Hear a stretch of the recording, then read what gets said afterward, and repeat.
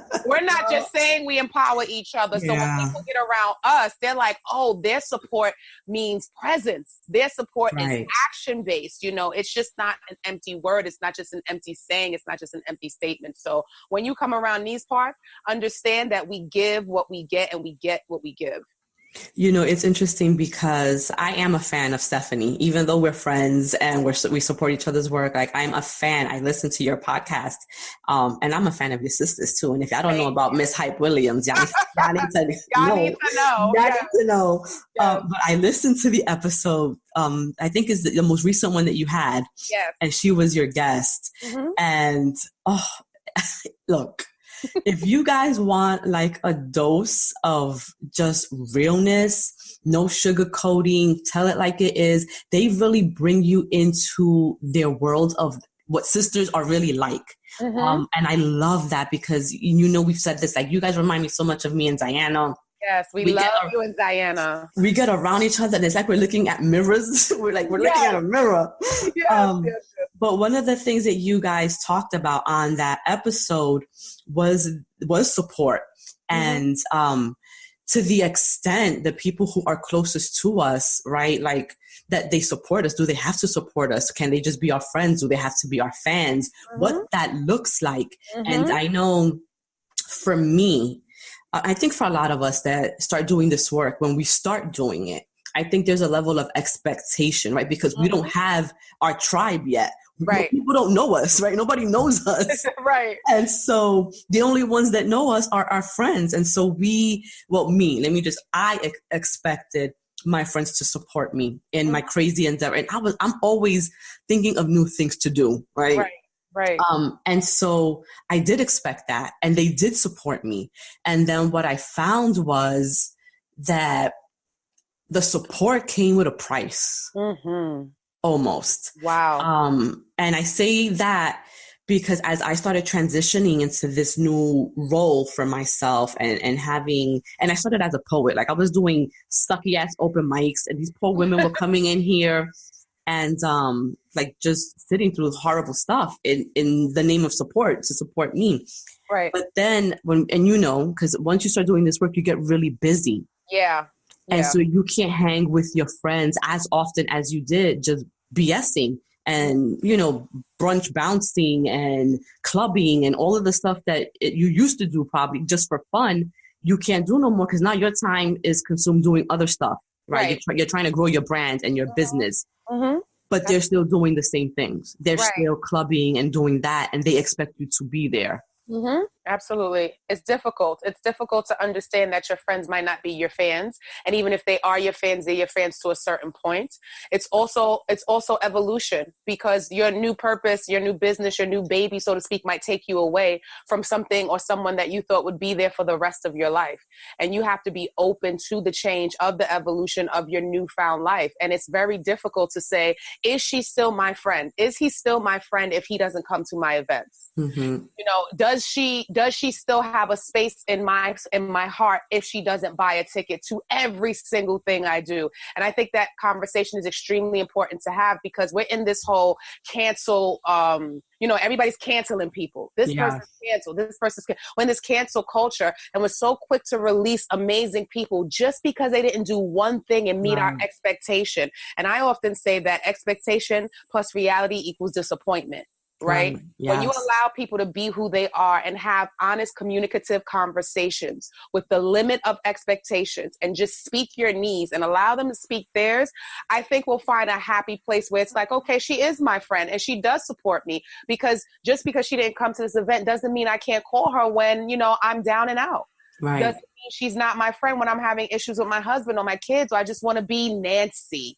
Right. We have to understand that people support us in various ways. So if she supports you in just being Nancy, that doesn't mean that she doesn't support you. She just supports you in another way. It's a tough conversation to have, but I think it's necessary.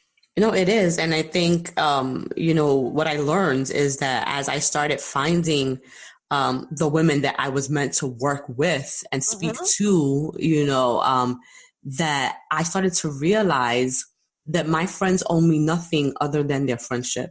Say Say that again. Like that is all I expect from my friends.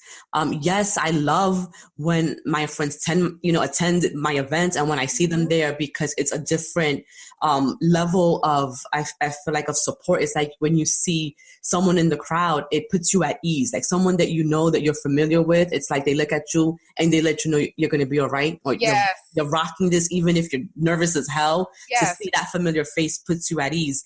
But I don't have those expectations. I don't expect for them to come to my events. If they come, I love it. But just be my friend. Like that's all I want. Just be there for me. Like when it's all said and done, when I need a shoulder to cry on, when my days are not going well, when nobody showed up to my event and I'm feeling like crap. Right. When I'm feeling like crap, or everybody showed up and I'm overwhelmed and I'm like, oh wow, like I said, they love Nancy. And I tell my friends often, like you, I appreciate when they do show up, buy a ticket, repost, whatever they do to support my business. But I also just love that they just want to be with Stefanie. They don't want the life architect. Right. They don't want the coach. They don't want the speaker. They just want to hang out and have great times with Stefanie. And I think when we get into entrepreneur mode, we forget how important that is. We forget how important and necessary it is to have someone just want to be with you, the being, not you, the entity. Yes. Say that. Yes. Not you, the check, the one who's bringing in the check, not you, the face, not you, the business person, the person who was just herself prior. We have to be okay with letting people love us without needing something from us. They just want to be around us. Right. And I think that it's important to have this conversation because a lot of the women that follow both you and I, there are many who are in this entrepreneurial space. There are many that are trying to build their brands or businesses, and they might be in the infancy stage of that. You and I are a little bit more further in it. So I think that it's important for you all who are just starting, who might feel like your friends are not supporting you. That's not their job. It's not their job. I think that you want to have them there and you want them to encourage your dreams and provide the emotional support, I think, that goes with birthing something new. But you have to understand sometimes that your dreams are not their dreams. Yes. And so, that's okay. Yeah, and it's okay. Like my sister is my biggest fan. Yes. But she is not in everything. She doesn't attend every event. She don't repost none of my shit. Like she don't do any of that. And you know what? She loves you just the same. Exactly. Exactly. It doesn't mean that she doesn't support you. It doesn't mean that she doesn't believe in you. Right. It doesn't mean that she's hating on you, because that's what a lot of people want to do. Oh, she must be hating because she's not doing this. It's like, how about she has her own life and she supports in her way? And you know what? Also, Nancy, on the other side of that coin, as the one has the business, we need to be clear about our needs. If we want our friends to attend certain events, if we want them to repost certain things, if we want them to support us in other ways, we need to be okay with sharing that. Yes. They are not mind readers. Yes. Yeah. We can't put expectations on them that they don't know about and then set them up for failure by telling them that they're not our friends because they didn't know about those expectations in the first place. Okay. Yes. And I say that so emphatically because so many of the women that I work with in my coaching sessions, they have these struggles with their friends, their girlfriends that they've had around them for years, and they don't know how to communicate their needs to their friends. And I'm like, the same way you have a partner, you're in a relationship, your man, your woman, whatever, whoever it is that, is that romantic person in your life, the same way you communicate your needs to them is how you have to communicate your needs to your friends. They're not going to know all the time. And then we're all human. We might think that we're doing a great job at being friends, and we may be the shitty friends. Right. We may not even know that we're not measuring up to what our friends need from us because we're so freaking in our own shit, right? Yeah, you better preach this thing, Nancy. We think that it's them, and a lot of times it's us. Ooh, you better tell that. We have to be okay with pointing the three fingers back at us that come towards us when we're pointing the finger at them. You're so right. There is so many layers to this friendship thing, to this support thing, to this empowerment thing, that we have to be okay with sitting down and saying, how can I be a better friend to you? Instead of always worrying about what you're not doing as a friend for me. We have been friends for, a few years now, and I know everything that you do. But I don't know how you got into this work. What inspired you to really focus on working to help women heal and make that better life choice in their lives? Well, thank you for asking. At my 9 to 5, as Glenn would just likes to call our investor, which I Yes, I love, love. right? Me I love that. too. Such a Yes. great way to put in perspective what our jobs do for us and allow us to run our businesses. So I was at my investor, and for my investor, I was a assistant project manager, and I also was a case manager.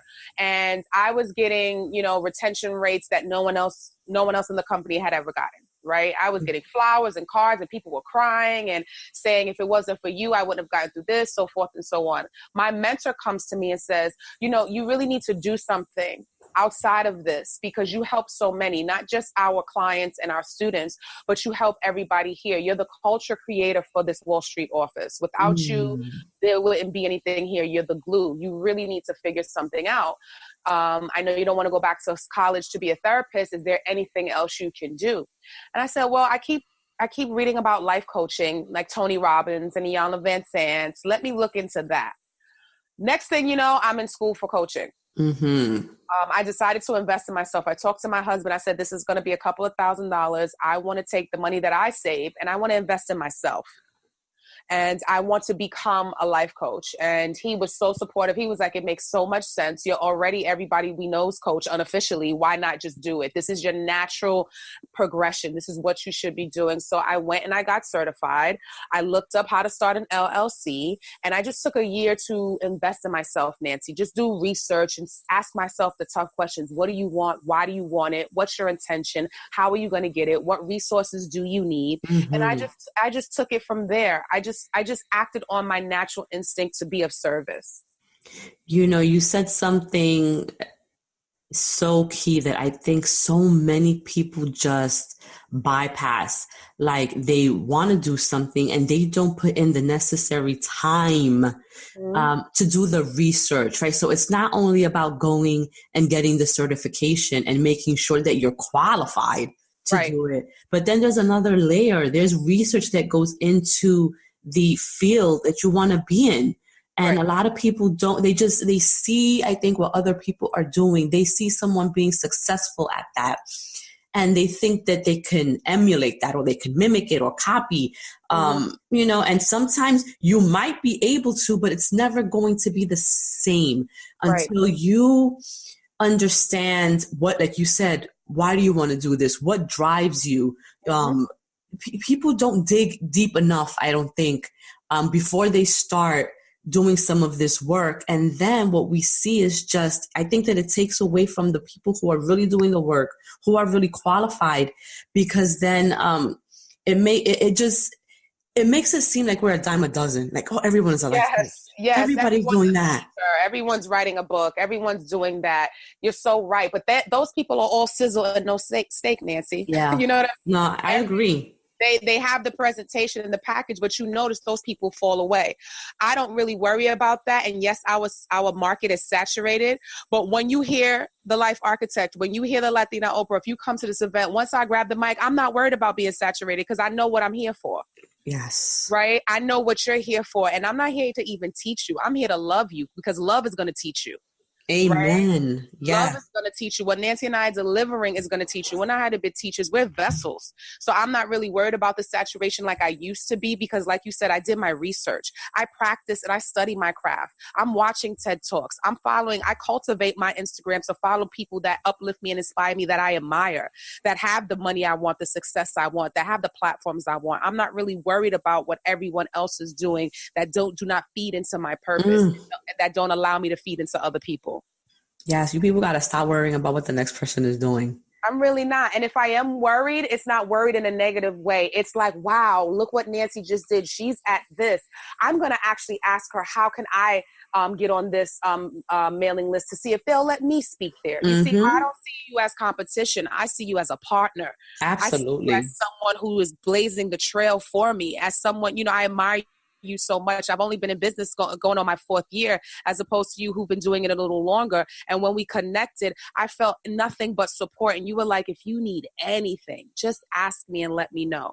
And you meant that, because anything I ask you, if you are able to provide it or direct me, you do so. And that's what I mean about no competition. I don't look at you, the Ray Grids, the Michelles of Live in Fashion, all of the people, you know, that we love and admire. I don't look at them as competition. I look at them as partnership and sisterhood. And when y'all are winning, I'm out here screaming, buying tickets, championing and posting. And I'm like, those are my girls. Yes. And you know what I'm so excited about? We're all going to be in the same room on the day of my workshop. Yeah, all going to be there. See, I don't even know how to act. Like, I'm not going to know how to act.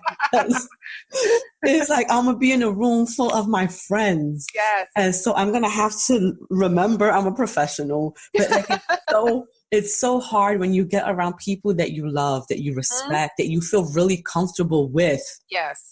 So I'm gonna have to go in there like and pray extra hard that day. Like, God, just keep me professional, so that I can give these women what they need. You are always professional, but what I love about you, and I think I have something similar, where we just allow ourselves to be ourselves. So though you're always very professional, one of the things that attracts people to us is that we are relatable. We are friendly. It's not only business. We also want people to feel like they're around a sister, a friend, an ally, you know, not an enemy. We want them to feel that they're supported in a way past a ticket sale. So I think it's going to be amazing. And there's no coincidence that every time you look up in a room, there is someone there of a familiar, friendly face, because not only are you a friend and we want to support you as a friend, but we're actually a student. We love what you do, Nancy. We want to hear what you have to say. We're actually invested in you as the Latina Oprah, as the author, as a speaker, as the vision board creator. We want you to know that we're here past friendship. We are here as students to what you have to offer. Oh, and I'm so grateful. Like, I don't take any of that for granted, because like, it's just, I remember there was times when people wouldn't show up. Yes. It would be me and my sister and like my 2 friends, like, you know, and I remember those days. And so I always try to stay in that space.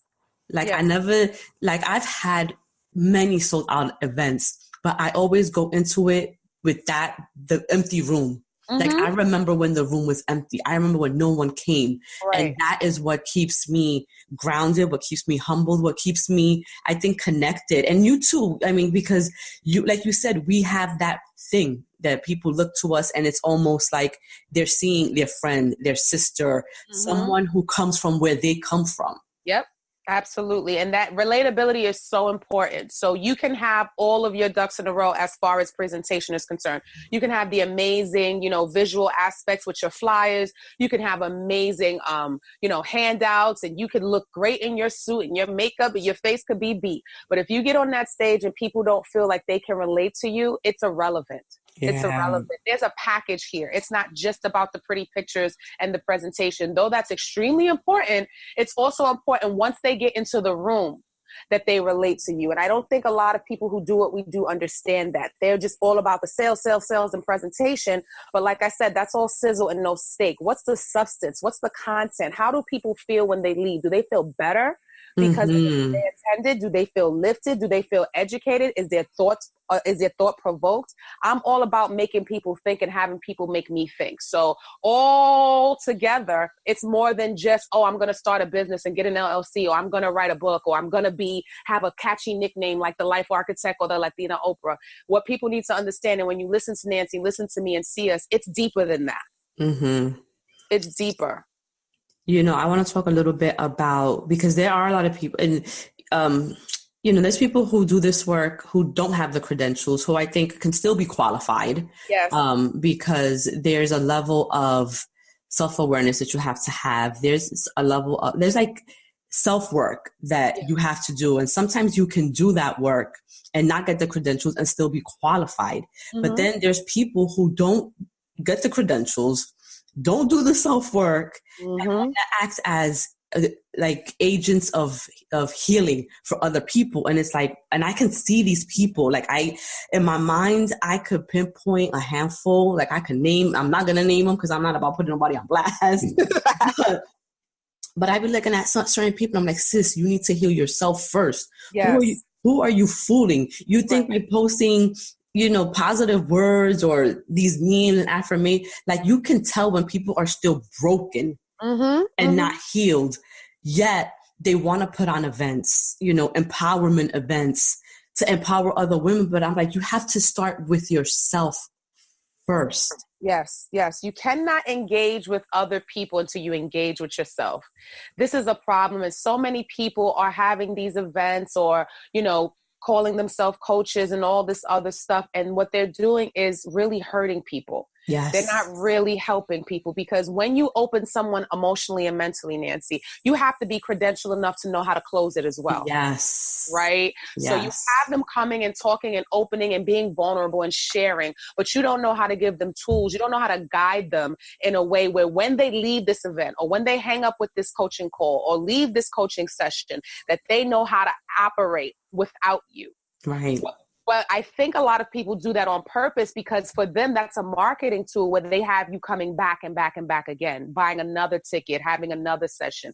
And one of the compliments that I love the most that I get from my beautiful souls, Nancy, is that I give them tools so that they can sustain without me. I don't want to be your coach for the rest of your Right. life for the same topic.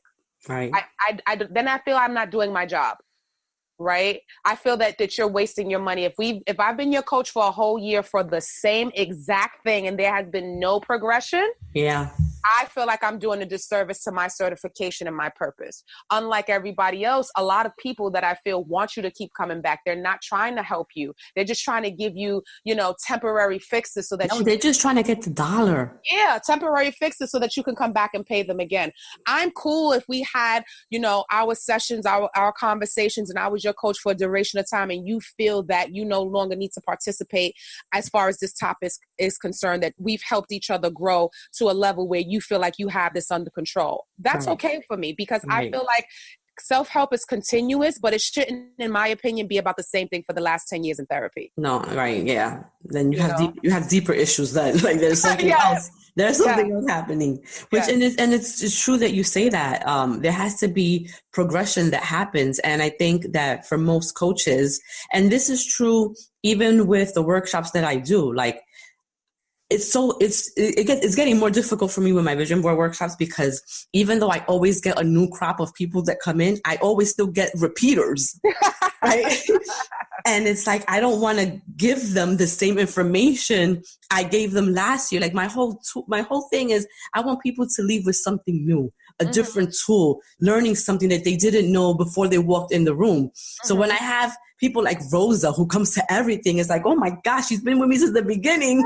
And it's like, But you know what, Nancy? She might be learning something new every time. It's no different than watching your favorite movie and getting something from it every time. this is true. So But even with that, my content for the workshops are always new. It's always new. Workshop to workshop, you never get like the same thing. It's always a different exercise, something that is, designed to make you rediscover something about yourself.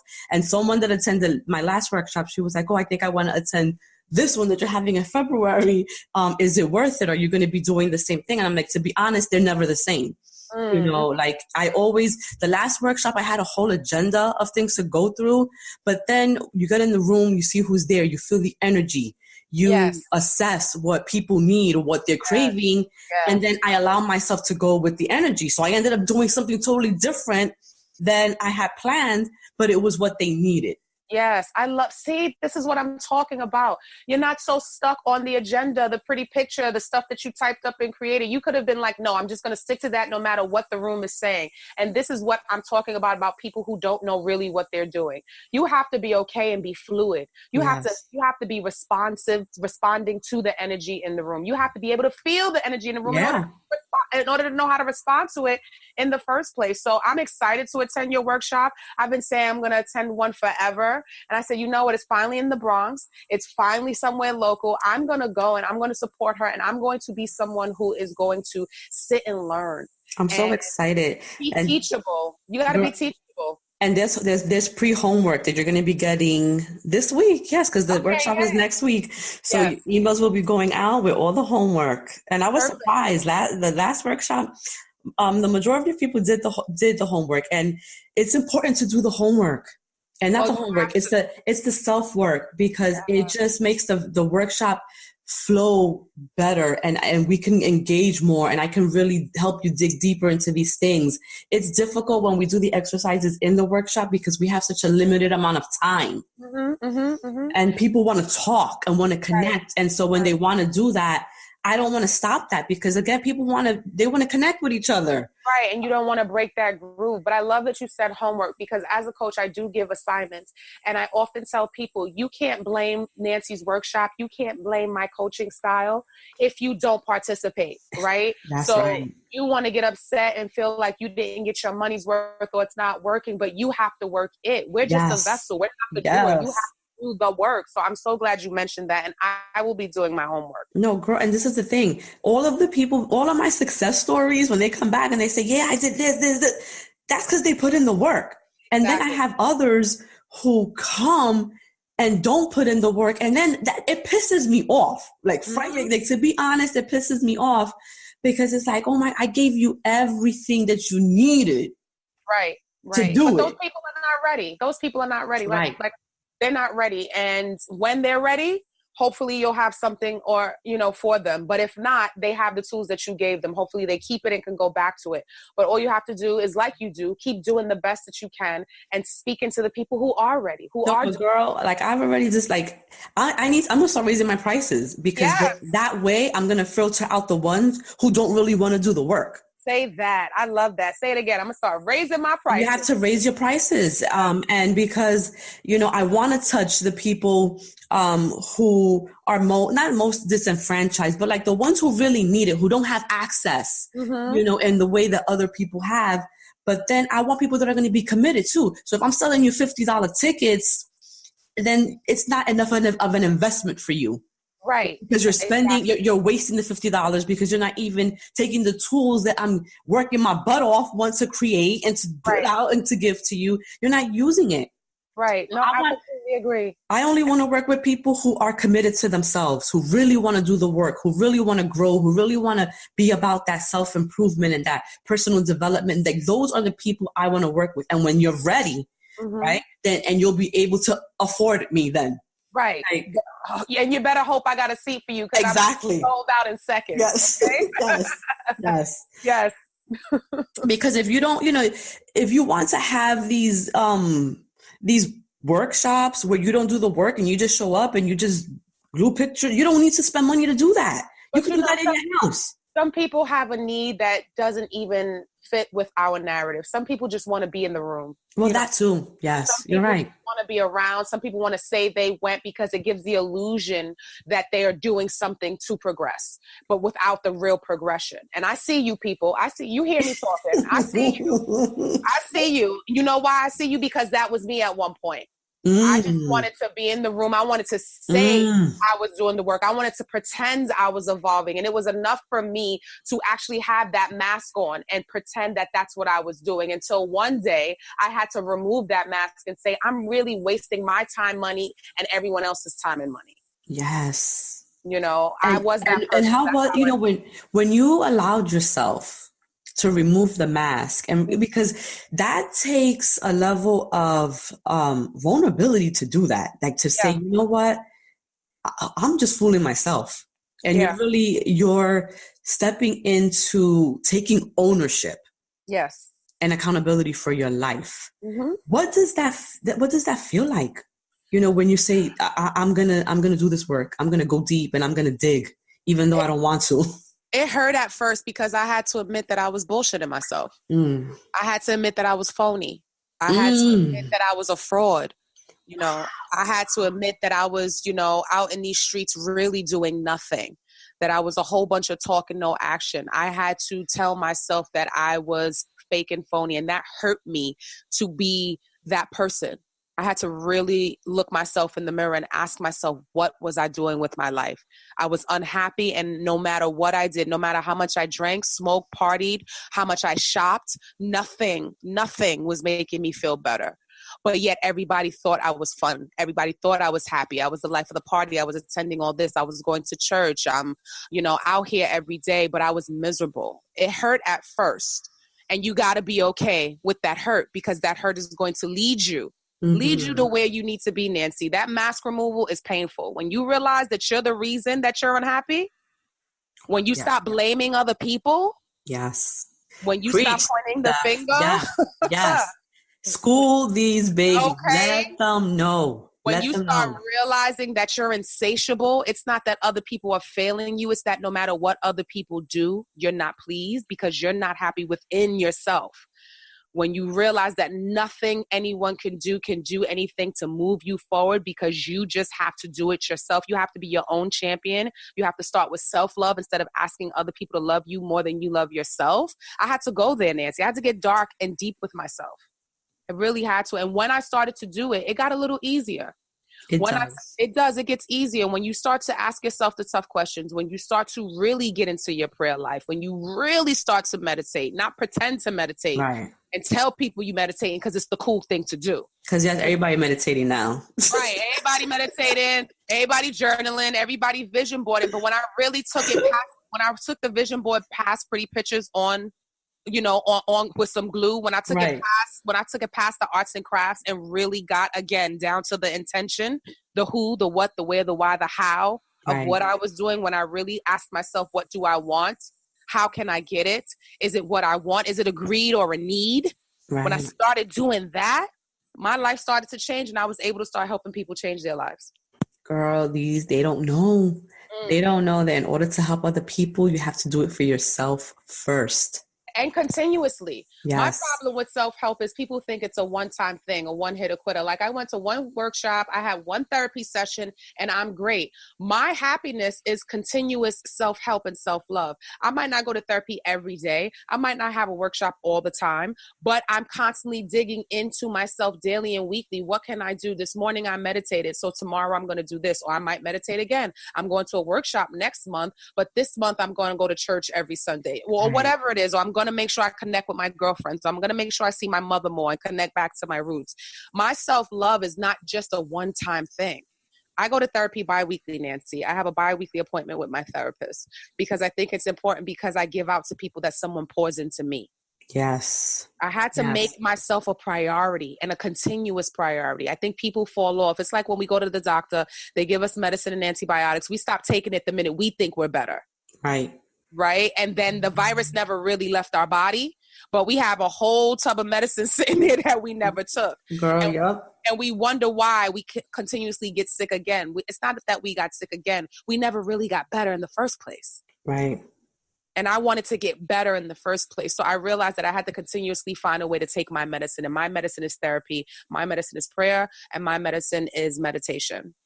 Right. And I think that it's important because the remedy, right, is not going to be the same for everybody. So what works for you is not going to work for me, and so forth. And I think that people, instead of trying to hop on to what's trendy, need to figure out what is it that resonates with you.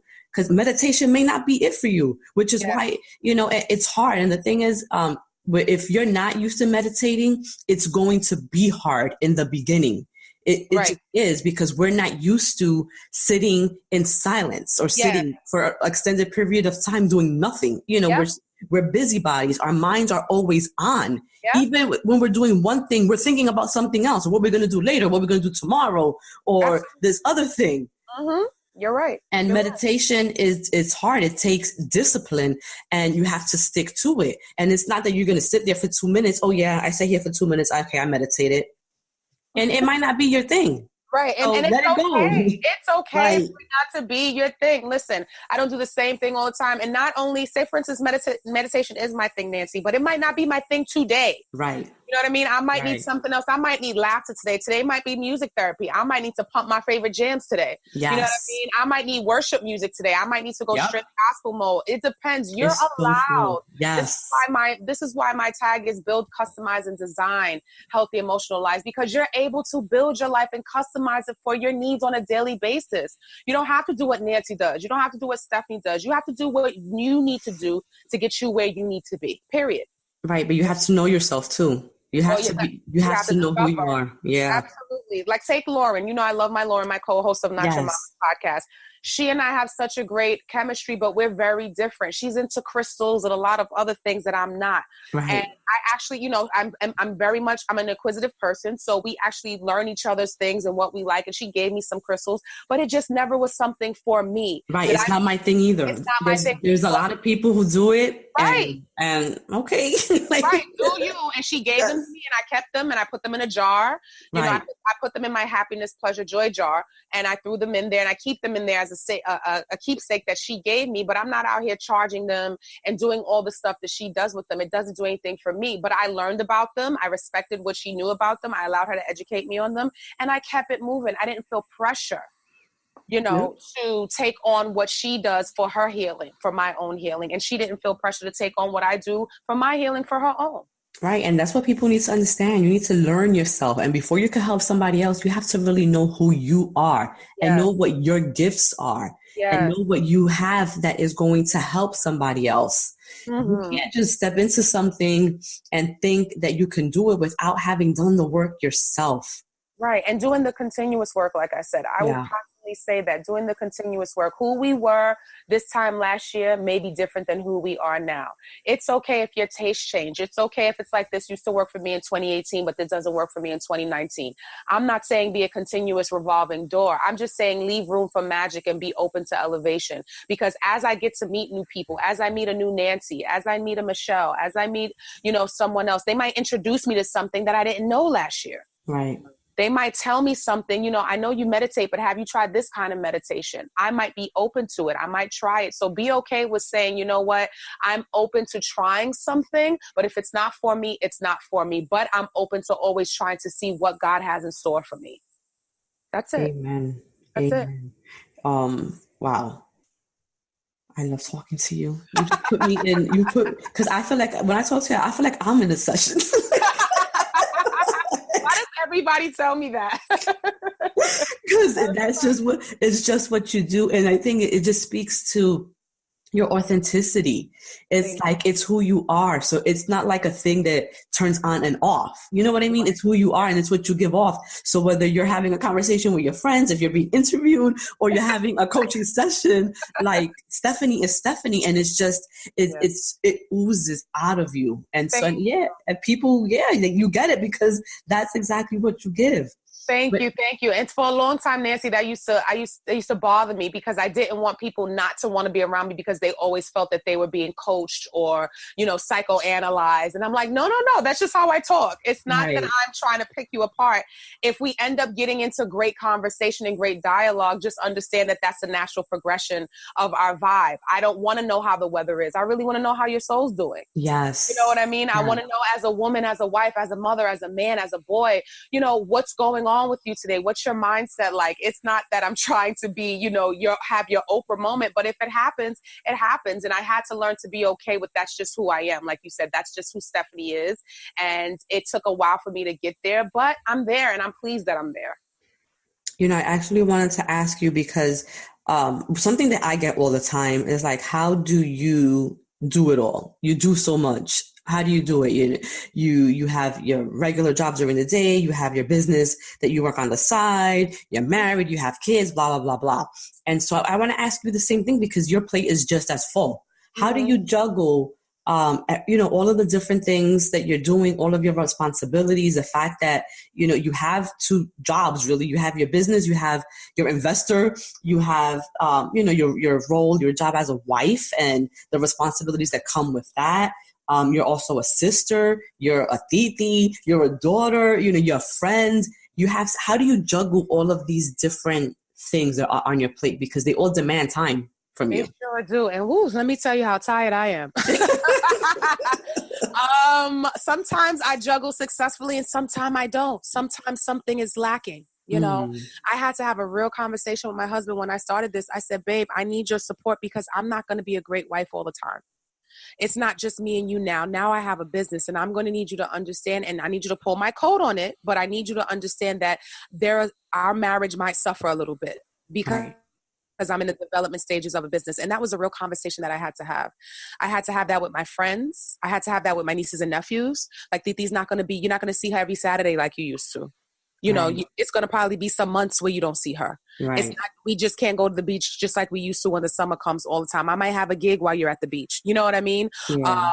but I started with having real honest conversations with my team.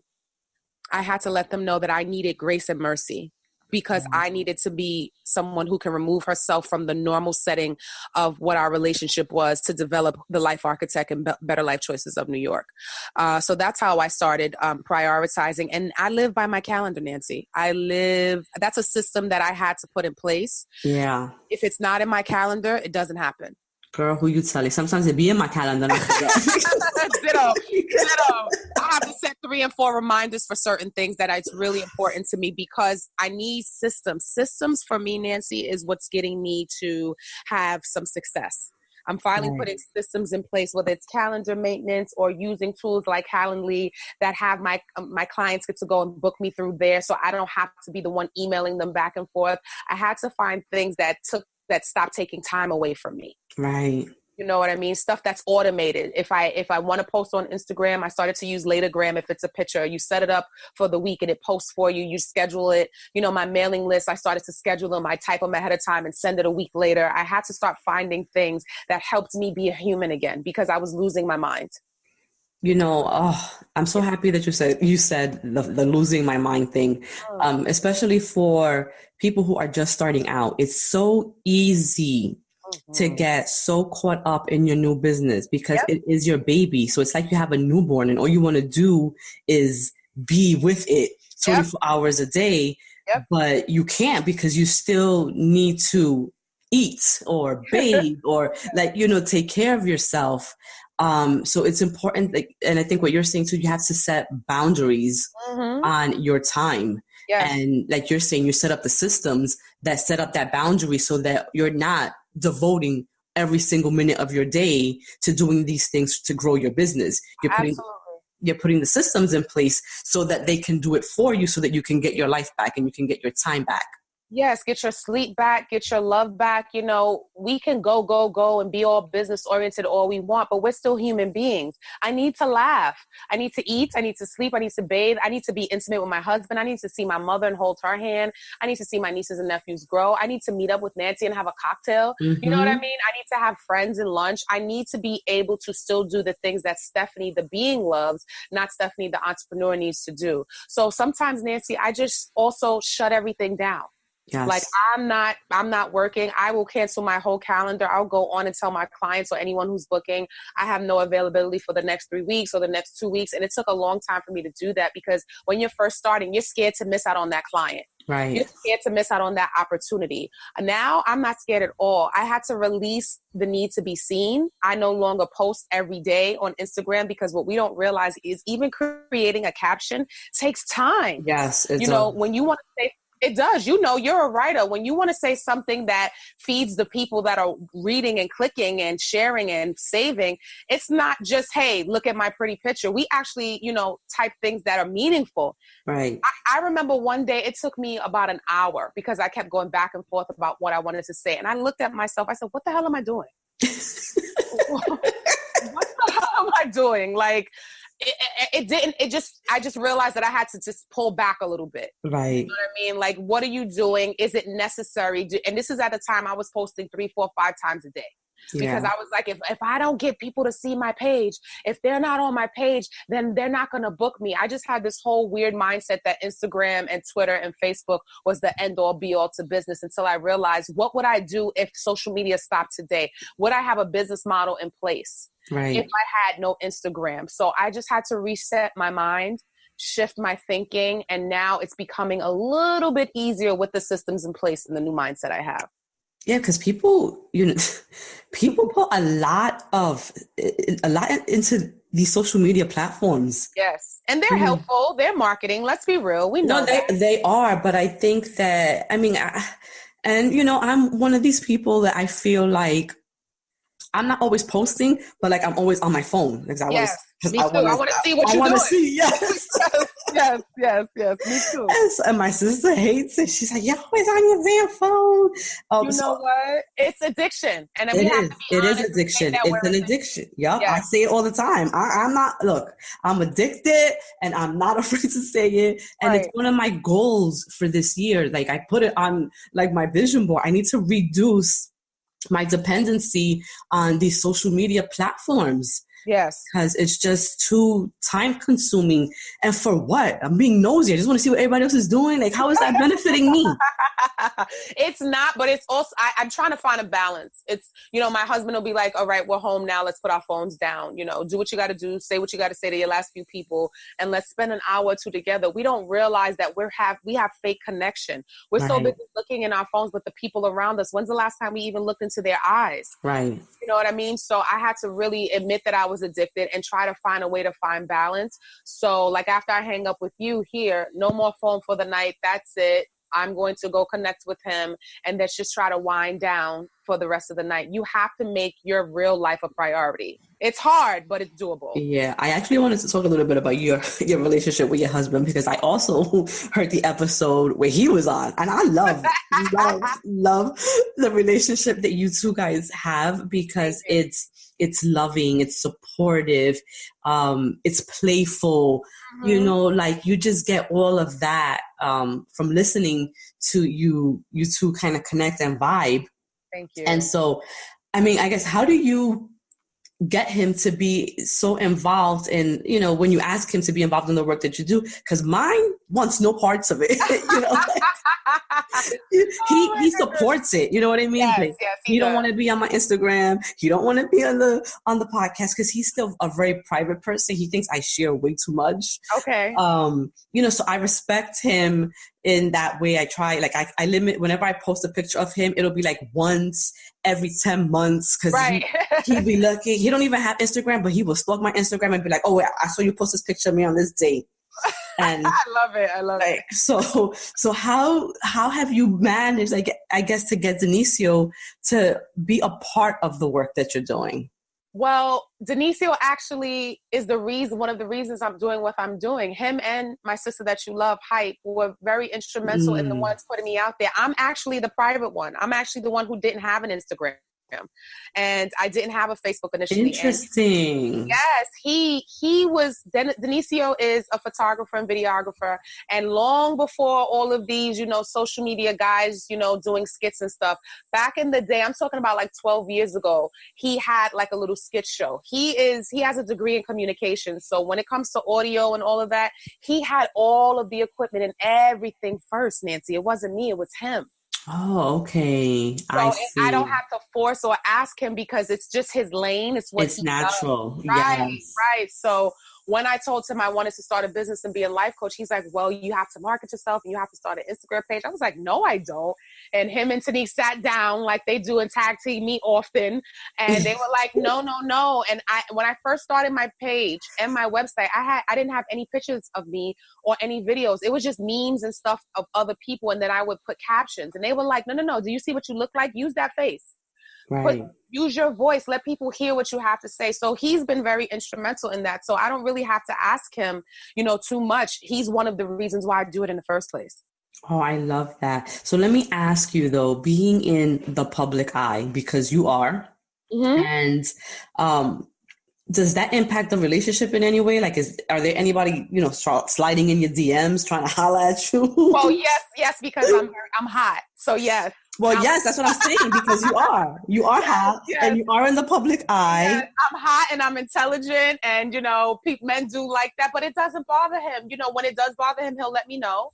I'm very much the type of wife that'll show him my screen, like, look what I got. Right. Look at this. And he'll laugh. If he feels it's disrespectful, he'll let me know. But he knows that I respect our union so much that it doesn't even faze me. What I have with him is not worth a temporary satisfaction moment. Yes. The way he supports me, the way he loves me. I have someone, Nancy, who literally wants to see me, not tolerate me, who wants to see me every single day. God bless that. You know what I'm saying? Yes. And I don't think people understand. He sees me without the makeup, without the hair. He sees me in a bata. He sees me with a do-rag. He doesn't care about the life architect. He sees Stefanie, and I won't trade that for someone to temporarily, make me feel good and give me a temporary high.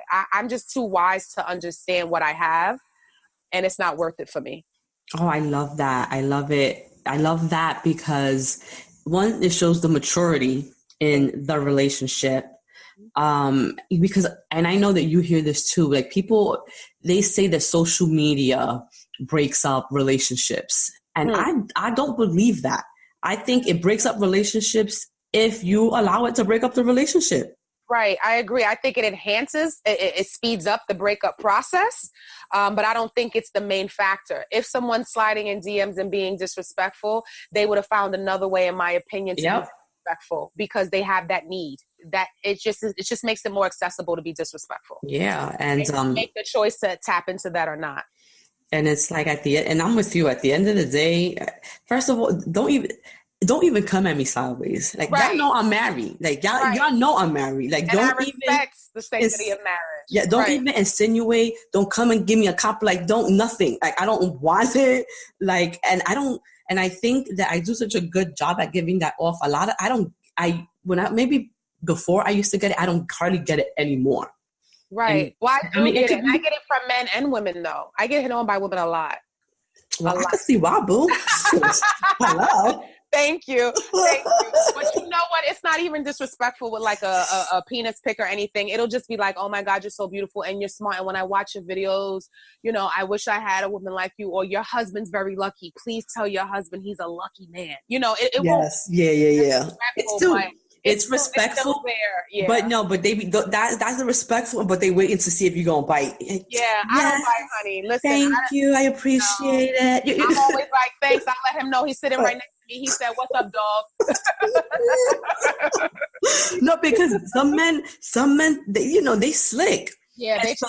They know how to try it, and they they throw it out there to see what the response is going to be like. So they come up with your husband's a really lucky man and blah, blah. Because then if shit ain't right at home, if it was a crazy situation, you could be like, well, no, he really doesn't know what he had. You know what I'm saying? Right. Yeah, they want to catch you in that vulnerable moment. Right. But if they understood how my mind worked, they would know they're never gonna catch me slipping because I stay ready, so I have to get ready. So. I love it. No, but I mean, I should say all that to say that all of you who think that social media is going to be the thing that breaks up your relationship, if the relationship can be broken, it can be broken. Social media is not gonna break it. Right. And if someone respects you, it doesn't matter the platform. Right? If my husband or wife respects me, it doesn't matter that they have temptation in their hand. It doesn't matter. You can get tempted anywhere you go. Walking down the street. Hello. Taking the train, at the gas station, in the bodega, at the restaurant, whatever. You just have to have respect for yourself and your union. So we could have a whole separate episode on respecting marriages and relationships and respecting yourself. It's not only respecting Denicio. It's respecting myself as a wife. I love that I'm a wife. I love that I chose someone and someone chose me. And I take that seriously. And it was before God. I don't play with that. Right. I don't play with that. I respect that too much. And I don't think marriage is valued the way it should be. Girl, that is another conversation.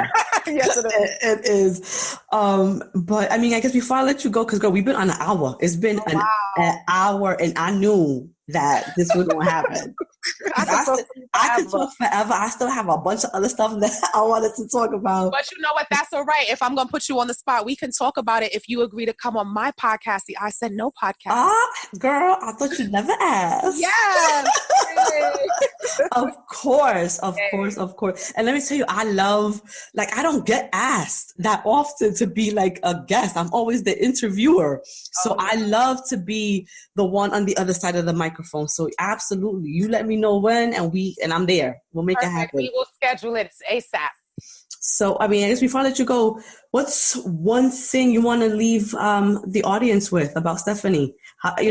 Something in general. It could be one piece of advice, and then let them know how they can find you, where they can find you, where they can book you. If you want Stefanie, let them know how they can get connected.